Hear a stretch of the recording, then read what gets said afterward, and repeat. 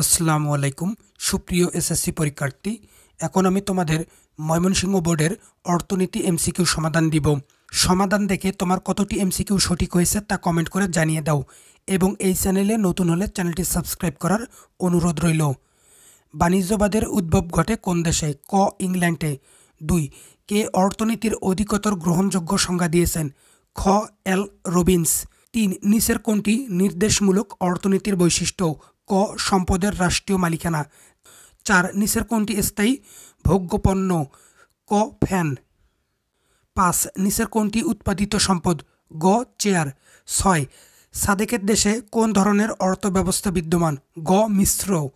7 উক্ত দেশে ঘ 1, 2 ও 3। 8 ভোগের পরিমাণ বৃদ্ধি পেলে মোট উপযোগ কী হয়? ক ক্রম হ্রাসমান হারে বাড়ে। 9 চাহিদা বৃদ্ধির ক্ষেত্রে বিবেচ্য নয়। ক 1 ও 2। 10 নিচের কোনটি একটি বিশেষ সময়ে ঋণাত্মক হতে পারে? ঘ প্রান্তিক উপযোগ। 11 চিত্রে আর বিন্দুতে কোন সম্পর্কটি সঠিক? খ গড় উৎপাদন ইকুয়াল প্রান্তিক উৎপাদন। 12 ও Q3 উপকরণ নিয়োগ স্তরে ক 1 ও 2। 13 চাহিদার বৃদ্ধির সাথে সাথে যোগানের পরিমাণ বৃদ্ধি করা যায় না কোন বাজারে? গ অতি স্বল্পকালীন। 14 উত্তর খ শক্তি সম্পদ। 15 উত্তর খ একচেটিয়া প্রতিযোগিতামূলক। 16 উত্তর ঘ ব্যয়ের দিক থেকে।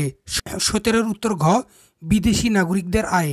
18 ক মূলধন। 19 ক সমবায় ব্যাংক। 20 খ কেন্দ্রীয় ব্যাংক।